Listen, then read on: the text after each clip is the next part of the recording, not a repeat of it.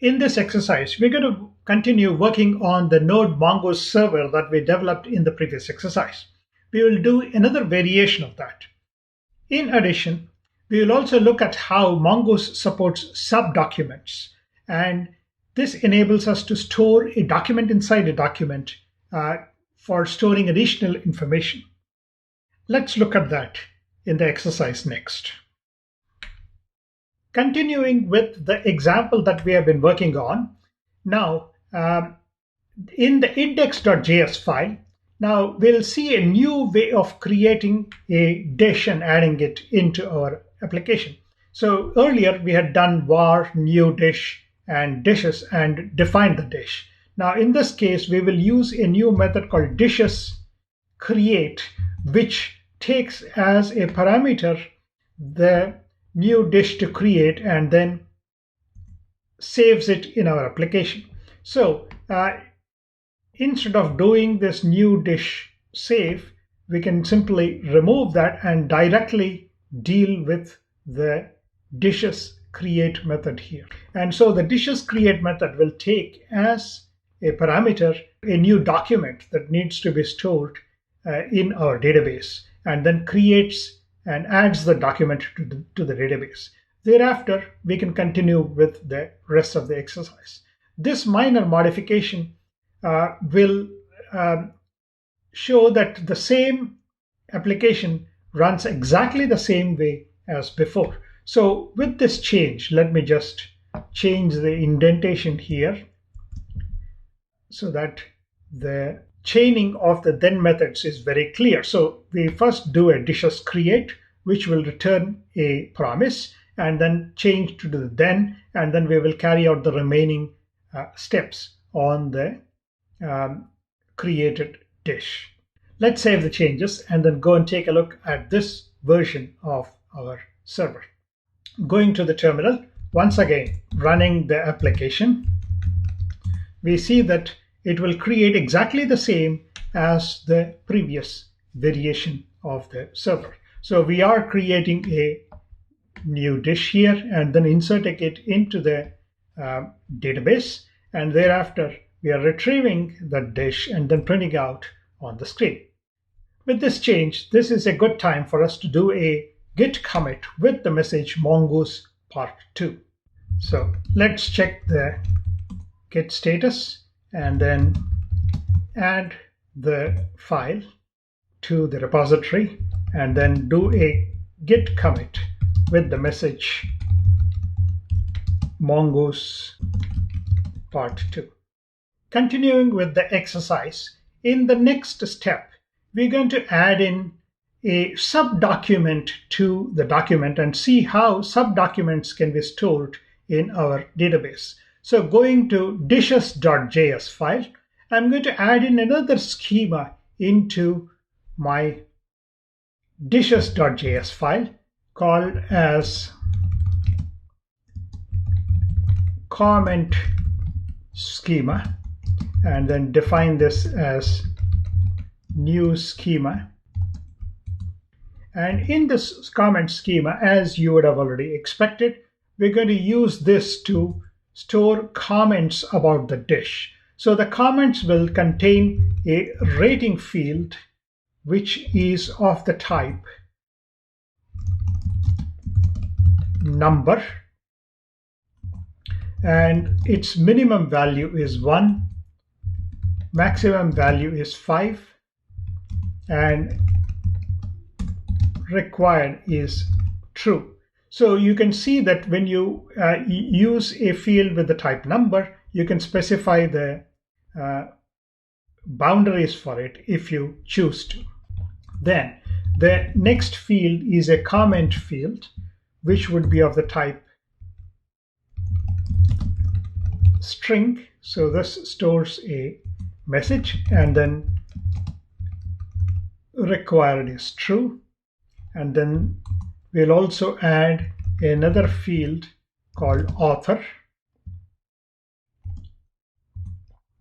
which is of the type string, and required is true. And we will also add the timestamp field for this and set that to true. So for every comment that is added, we will also store the corresponding timestamp. So now that we have declared a comment schema, we can then go ahead and modify the dish schema to be able to store comments. So within the dish schema, we can add in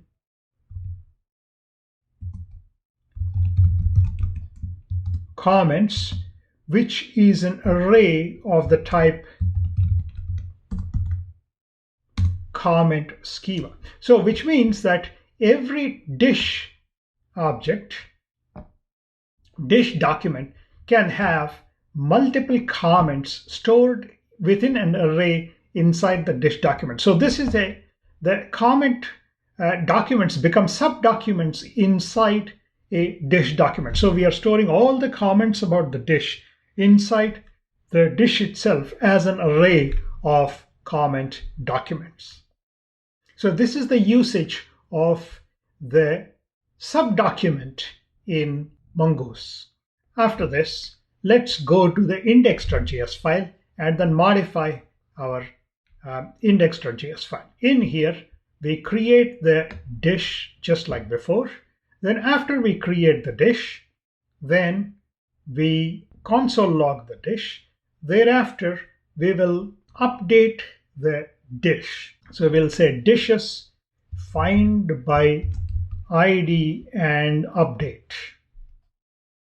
So we're going to modify the dish that we just inserted in the previous step. So we'll say find by ID and update. And we're going to supply it. This takes two parameters.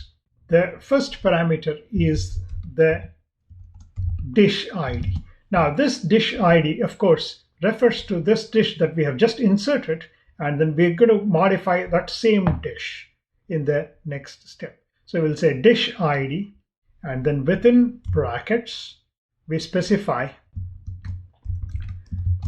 $set description updated test and new true. So this, we are modifying the dish that we have just inserted by updating its description there. Now this has to be enclosed inside this second flag that we are supplying here, new : equal to true, means that once the update of the dish is complete, then this will return the dish, updated dish back to us. So that's the reason for using this flag here saying new true. So this dish will be returned in the next step. And so we're going to take that dish and then print out that dish. So in the next step, we're going to modify this and say this, then dish, and then we'll do a console log of dish. Then after this, we are going to insert a comment into the dish. So we'll say dish dot comments dot push. Recall that the comments is a field inside the dish. So going back to the schema, we see that this comments is an array of the comment schema type. So which means that we can push an item into this array. So going back here, we'll say dish comments push, and then we'll push a comment document into the dish here. So we'll say dish comments push and specify the fields here. So we'll say rating 5, comment,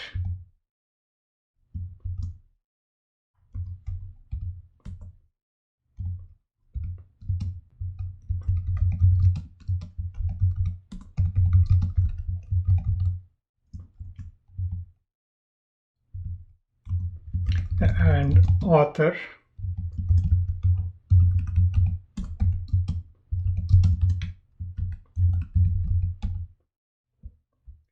And so this will push this comment into the comment field of this specific dish. So now that we have modified the dish, the next step that we're going to do is to, let me close off this and then put that into a then there. I'm going to come back and fix that in a short while. So now that we have modified the dish, we need to save the dish. So we'll say return dish save. So in this step, we are inserting a comment into the dish that we have just created and updated. And then we are saving that comment. And then this will return the dish. And when the dish is returned in the next callback, I'm going to then say console log dish. And then after that, we will say return. So with this, we have modified our index.js file. Let's save the changes and look at this application. Going to the terminal, let's run npm start and then see the resulting value here.